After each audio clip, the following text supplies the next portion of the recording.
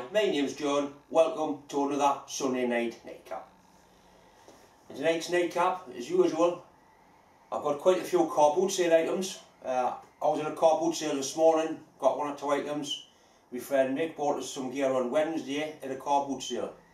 I went to a steam engine rally on Friday, had a day off work, went to the Pickering steam engine rally, which is probably the largest one in the north of England. And naturally when you go to a steam rally there's a big auto jumble there. I bought one or two bits and pieces there. I did take a lot of video of the various exhibits, the stationary engines and the traction engines. I'll include a little bit of that in tonight's video. I'll also be doing some videos just on this steam rally. There was that much to cover.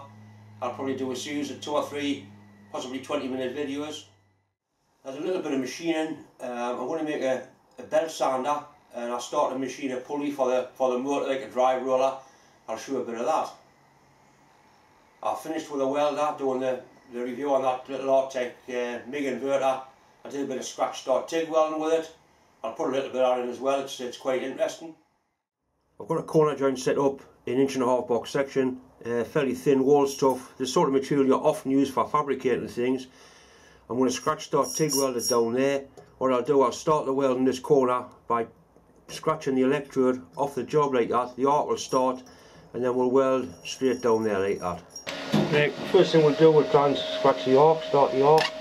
There it is.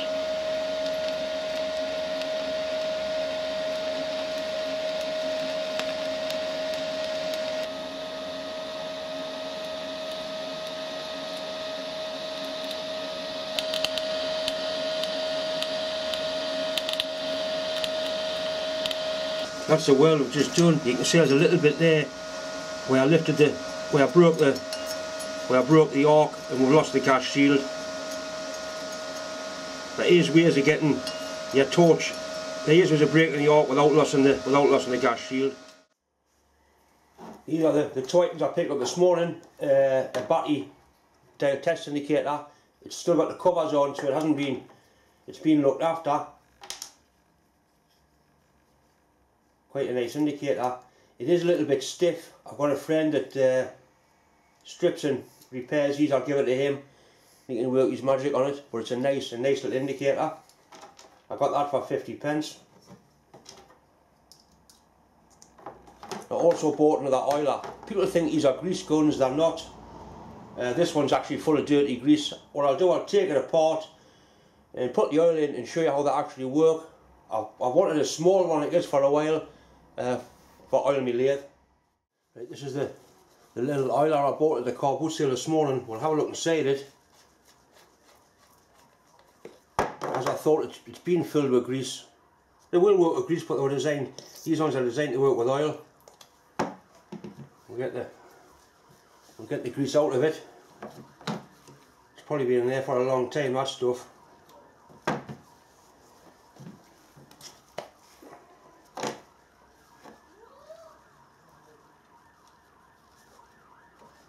Quite a quality item, and it's actually got a leather cup seal there, a little valve in there. It's clever the way they work.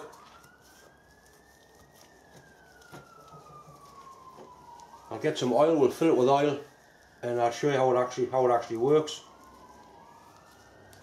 I've got some oil here. It's just ordinary 1040 car engine oil. I've lubricated my lathes with it for years and never had any problems at all. There's quite a few of these points on the lathe. People think they're for grease, they're not, they're for oil, like machine oil. You put the point here into there and you press down and that pumps oil. You see the oil coming out of there, it's actually pushing the dirt out. It doesn't take a great lot of oil, you don't want to soak it, but you need to do it quite regularly. So one there on the lead screw. You see the oil coming out. There's actually a hidden one in here on the back here of the lathe. What you do, you turn it around until the spindle lock goes in, and through that hole you can see an oil point. It's in there.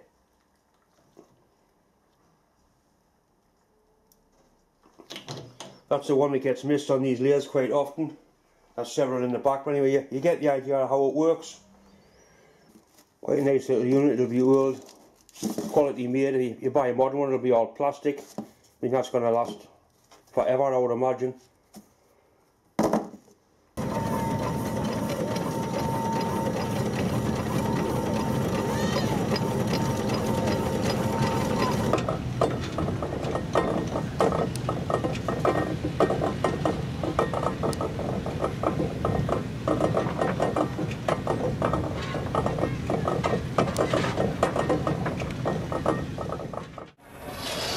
Looks smaller here, the engine now compared to another.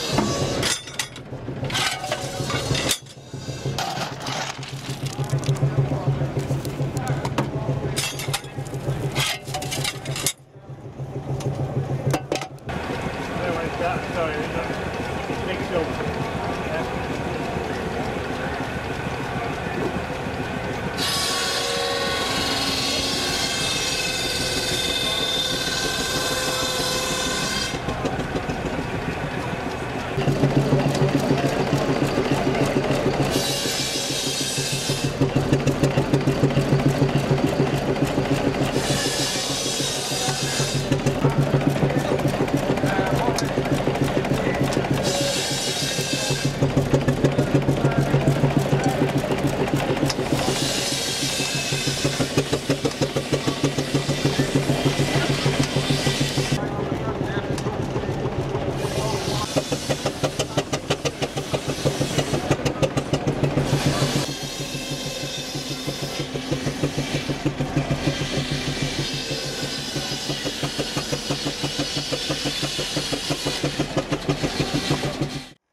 These are what I picked up from the steam rally with some soft solder. It's Tinman solder, it's got a batch number on. It's very good, very high quality solder. I paid 50p for a stick of that. And I also bought this. It's an electronic edge finder, a Japanese one, quite a good one. So I can read the make of it. It says Nikkin, Nikken, touch point, made in Japan. It's got an LED in there and a little contact ball on the bottom. Now it takes a battery. I thought it was just like a AA battery, but it's not.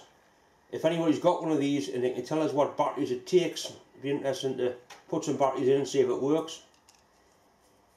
But I think for £5 it was worth a gamble. This is the gear my friend Mick bought us at the car boot sale on Wednesday.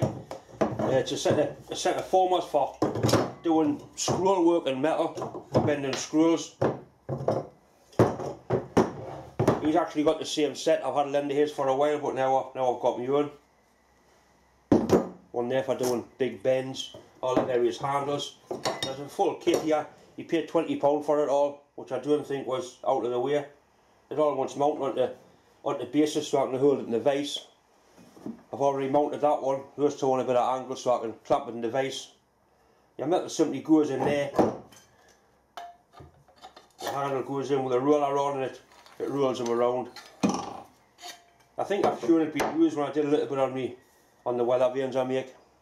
This one will make your insides rumble. Here we go on the ball.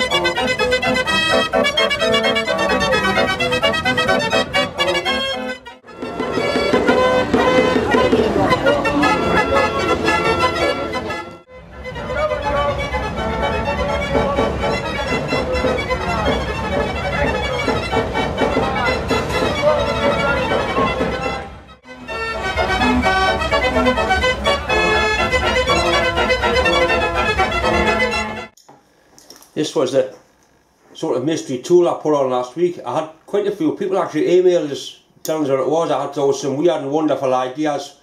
One lad, a lad called Ian Crosby, he actually sent a photograph of the one with a box. What it's for, it's if you're doing marquetry work. Is it marquetry? You know, when you put if you want to inlay a piece of wood along the edge of a table, you would use that to go along and cut the groove for your inlay, for wood inlay. Doesn't look like it's ever being used. He reckons the one he had didn't have guides on like this and it was useless. Anyway, I've got some friends that do woodwork. I'm sure one of them will be able to play with it. I will be putting a couple more videos up this week, the traction engine rally ones and some machining. Thanks for watching, thanks for subscribing. If you like what you see, don't forget to click the like button. I hope you enjoyed tonight's nightcap. I'm certainly going to enjoy mine. Good night.